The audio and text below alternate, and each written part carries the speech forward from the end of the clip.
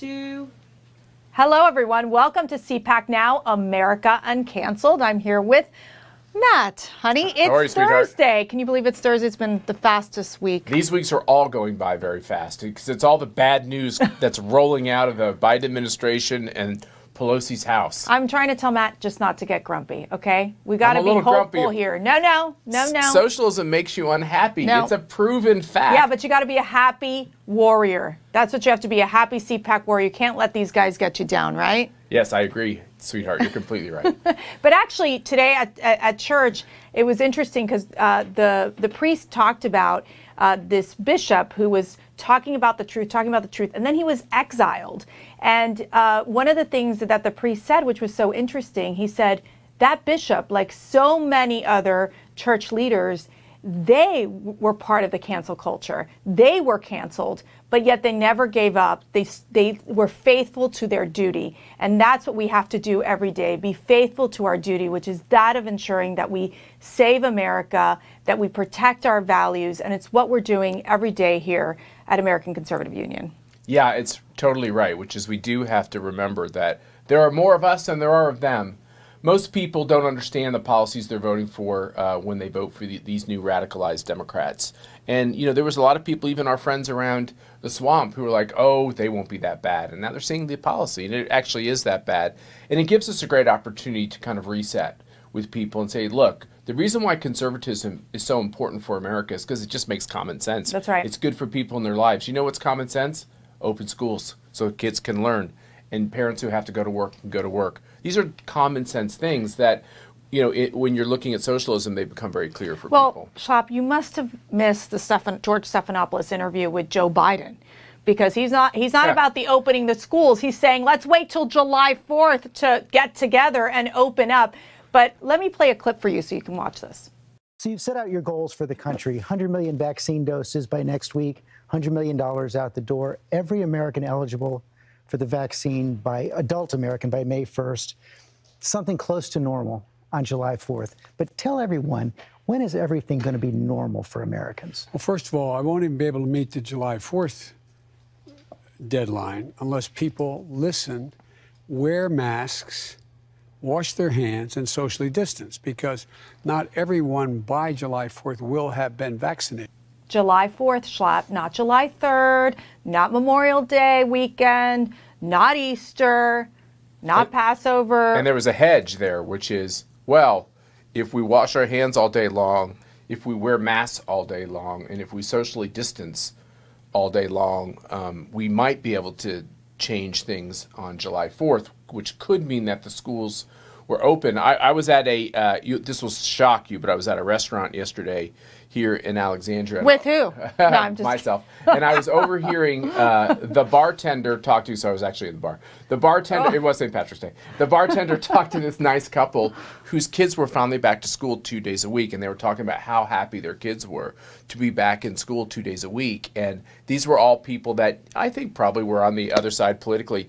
But it was interesting because the mom then said, but it does make us all realize that it's crazy they're not in school the other 3 days. So it's insanity. People are getting a little taste of this idea of freedom, and they're realizing, why are we still... So just so you know, from what I hear with the Dems and the people who are running things in the Biden administration, is a very big hedge as to whether or not schools are going to be open next year.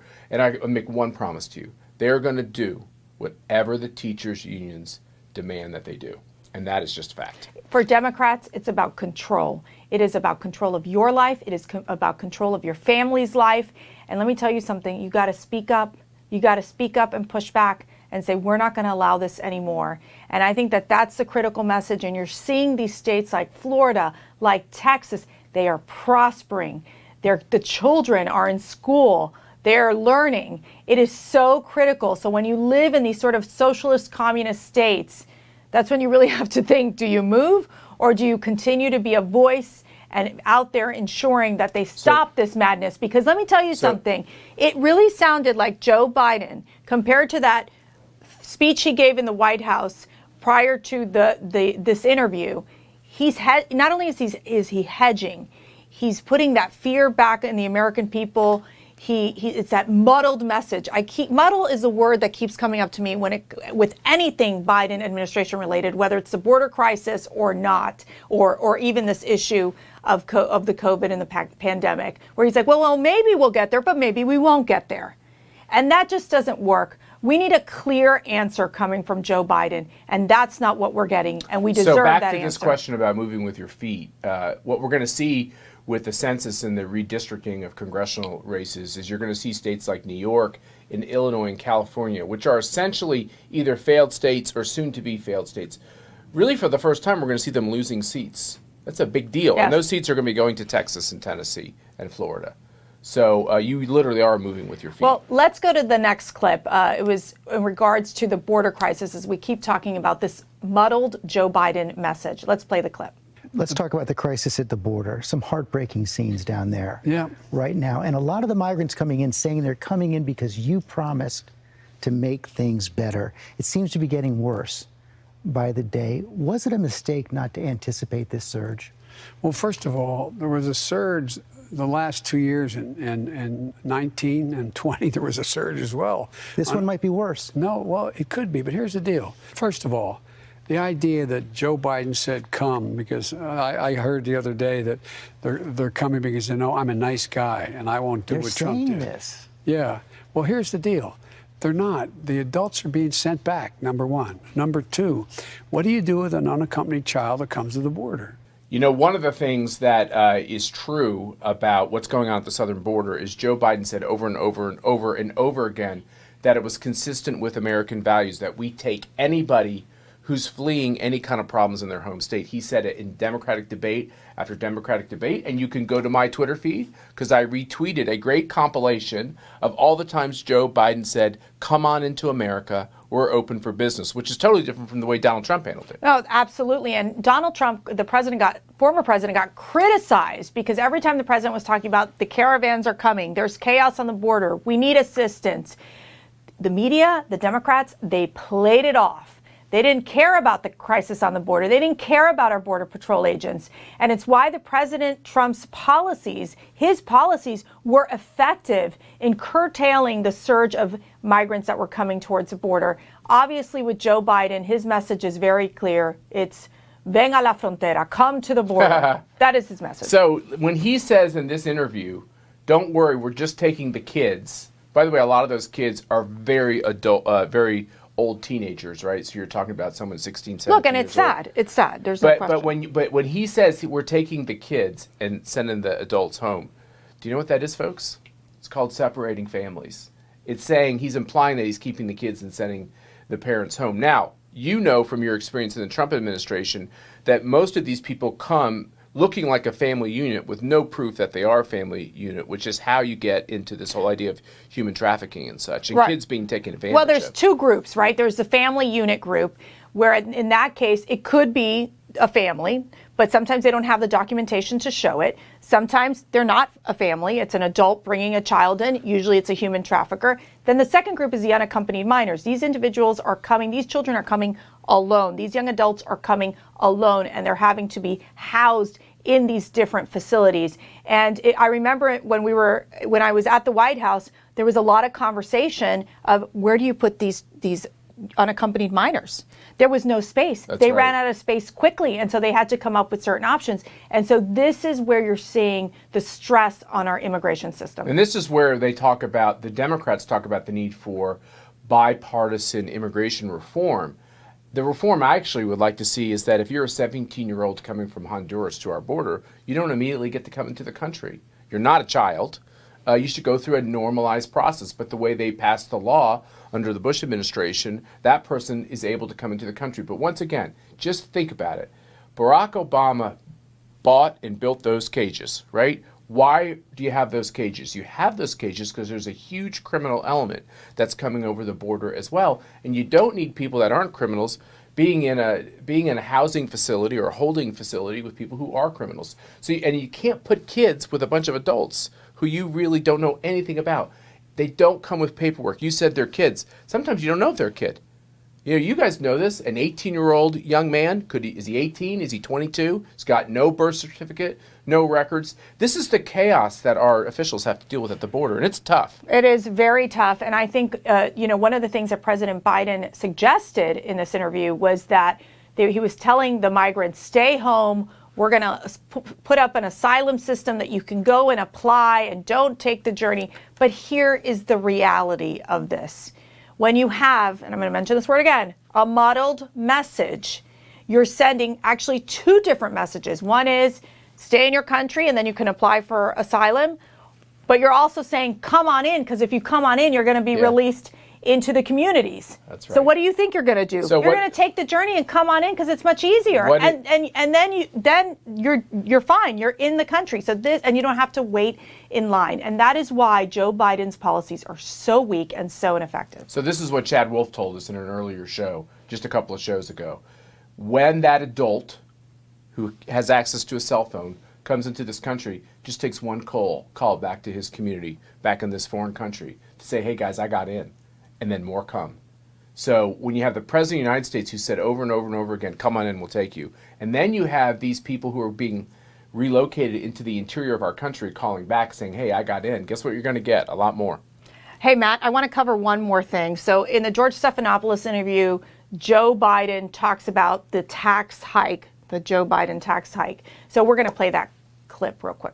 You're going to be raising those taxes. Yes, anybody making more than $400,000 will see a small to a significant tax increase. If you make less than $400,000, you won't see one single penny in additional federal tax. Talk about a muddled message again, because what we're hearing is that the tax hikes can hit people making $200,000, which then the White House Press Secretary Jen Psaki had to clarify. Matt, what is Joe Biden's message on taxes? Well, my advice to Joe Biden is he have the Hunter rule, that anybody earning less than that big mega $1 million contract he got with that foreign gas company that we know so well, they shouldn't get a tax increase. Poor Hunter, he's going to get killed with this tax increase. He's got bigger problems. Here's what we all know. Bigger problems. Here's what we all know, which is there's not enough money that they can spend so much money. Think about it, $2 trillion they just passed. There's not enough money they can raise if they go 400,000 and above. So they got to come after everybody who's got a job or a couple that has a couple of jobs in order to raise the revenue, because it's insatiable that they want to spend. And the big infrastructure package, that's the next multi-trillion-dollar bill they want to throw at us. It's a coming. It's a coming. Are you going to wrap us up here? No, we're just going to keep talking.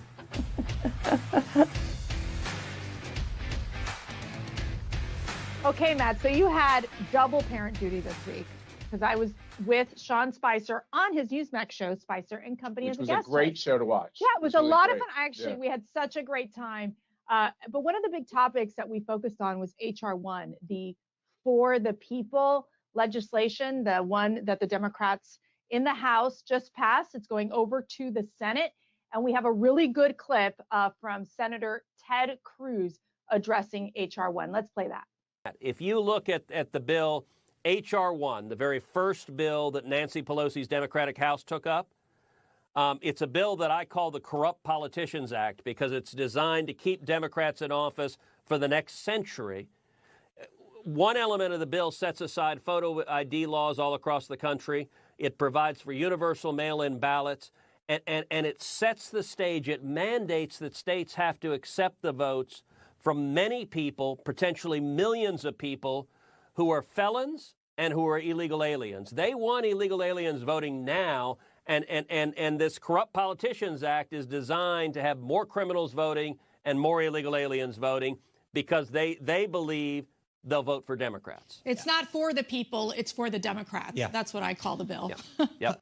You all know that during the most recent election, ACU played a big role in trying to ferret out all the illegal voting that was occurring in 5 or 6 major states. And usually it was in the biggest cities in those states. All of our major cities in the country now run reliably by socialist Democrats.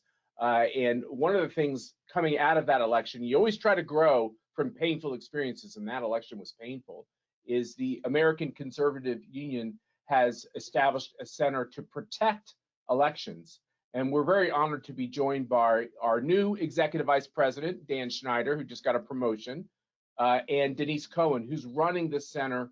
Dan and Denise are both well-educated lawyers. They've both had a lot of experience on the ground, and welcome to you both. Thanks, Matt. Thanks, Mercy. Thank you. So let me just start it off. Dan and Denise, you were both in Georgia. Mercy and I were in Georgia. Quickly tell folks what you saw on the ground. Yeah, we recruited about 500 poll watchers, and then most of the staff of ACU joined all of us down in Georgia for that special runoff. In summary, what I saw was that the Republican Party had never been worse in terms of their ability to organize and execute, and on the left, I've never seen them operate better. It was really stunning to see how organized and how effective they were from top to bottom. So you said you were dealing with, the national Republicans, the in-state Republicans. Everybody knew that this runoff was going to occur. It was going to determine who would run the Senate. And you saw the other side just being much more organized and better funded. They had translators. They were there for everything that could come up on that election day. Right, at the polling location where I was working, they had 2 poll watchers. They had 2 translators outside the location. Translating, providing translation services for anybody who spoke Spanish or Chinese or several other languages. They also had another person who, every time she's identified somebody that she thought was a likely Democrat voter, after the person voted, she would approach them and offer them prizes if they texted at least 3 of their friends right there to go and vote. On the drive to the polling location, there were probably 200 people lining the streets with signs saying vote here. It was an incredibly massive operation that the left had executed. They were extremely well funded, very well organized, and on the Republican side, it was basically firing back with pea shooters. It was Matt, you and I have both done lots of elections. You've done 3 presidential elections at the top level. We've done voter protection efforts. We've seen what good efforts look like, and on the right. And frankly, it was almost embarrassing how badly the right performed down in Georgia. Yeah. Well, we knew before the end of the day what the results were going to be. Before the results started coming in, we could just tell from what was happening in the precinct.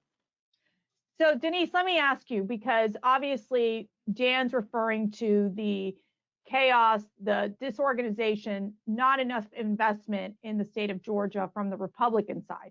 But we do believe in on making sure legal votes count. That's the priority. All of them. Exactly. But you have spent a lot of time in researching, building out the website for the ACU Center to Protect Elections, and really digging into these cases regarding the voting irregularities. Walk us through what you have found, something that really stood out to you in terms of why we need real election reform that is not HR 1, but something that ensures free and fair elections here in the United States. Well, there were so many things. I don't even know where to begin. The first thing is that nobody was actually following the law in many of the states where state election law had been established for a while or just changed a little bit over the years. Things were just getting tossed out the window by secretaries of state, by governors, not by the legislative bodies that are intended to create these laws. So right there, you had a whole bunch of weakening of what was intended to be some pretty secure safeguards. You had guidance that was going out that basically said, look away, don't worry about if this doesn't look right or if that doesn't look right. And there's a perfect example that just came out of Michigan just a couple of days ago, where now they're looking back and they're saying the Secretary of State was wrong in the guidance that she gave about, it had to do with signature verification and whether or not you should presume that the signatures are accurate or not. And that was an error. And so there's no way of knowing, how many faulty ballots went through because people were not looking at the signatures. And this is the kind of thing that just came about, not from the laws, but from guidance on the laws. So there are too many examples to go to, and we do actually have a lot of them captured on the website. What's the website? What's the website? Where do they go? Where's the link? Well, you can get to it from conservative.org. It's a Center to Protect Elections, and there are a couple of sections. Well, there's one area that actually gets into all of the litigation from before, which if people want to read, you'll get a sense of how frustrating it was for Republicans, because there were very legitimate claims that were going in front of these courts, but nothing was ever seen. All that evidence was just tossed aside.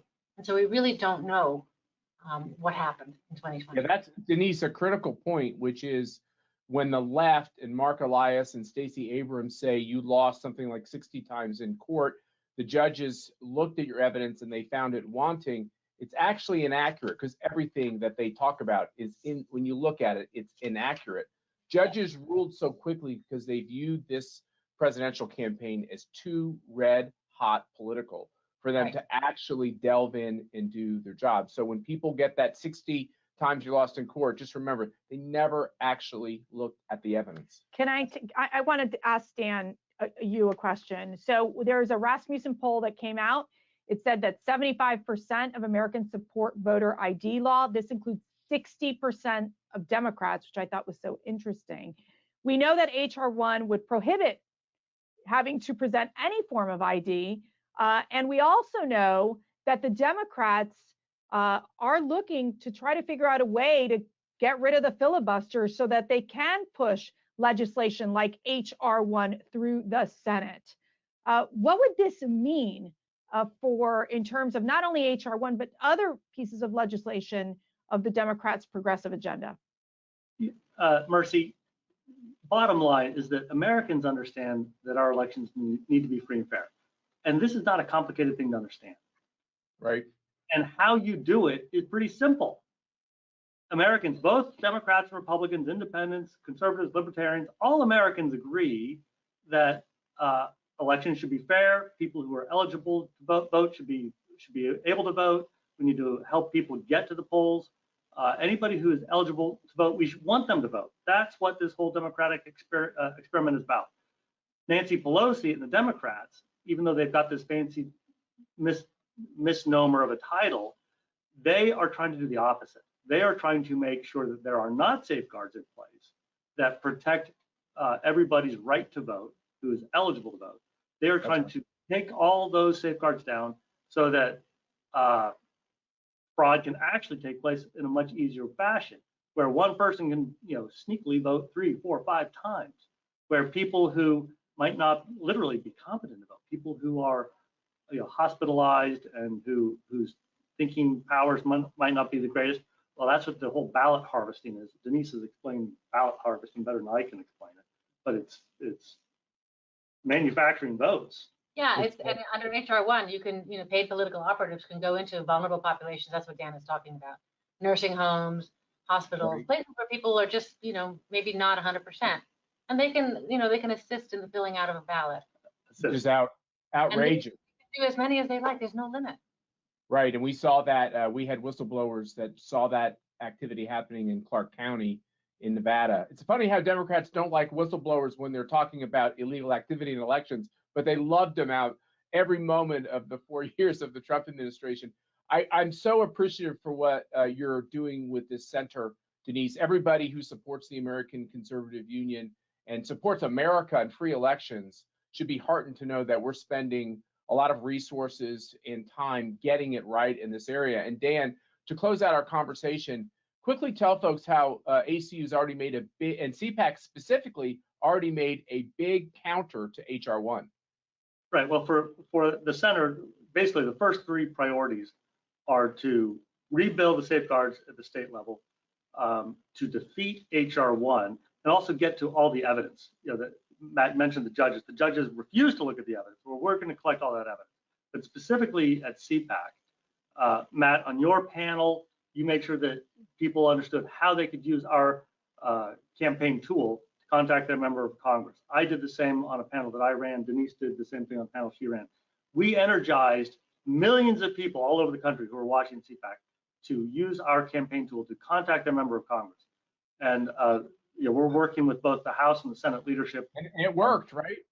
And it worked. They assured us that not only did that help keep every single Republican voting against H.R. 1 in the House, but we also helped get one Democrat who had even been a co-sponsor of the bill to vote against it, vote against Nancy Pelosi. And he very specifically said it's because of all of the pressure he got from his constituents during CPAC. So And we're very pleased that we did that. that member is a member of the Black Caucus, and the Democrats love to talk about voting rights just in terms of race because we've had such racial trouble in our past. But what they're actually trying to do now is take away the votes of lots of minorities who flock to Donald Trump and are flocking to Republicans because, you know, they have common sense answers to make their lives better. Well, it's all about power for them because what That's they right. want to do is cancel the whole idea of America. And we've got to stop that. We've got to fight back for the rights of every American to preserve this country. Well, Dan, Denise, thank you so much for joining us. You all are doing great work with this new center.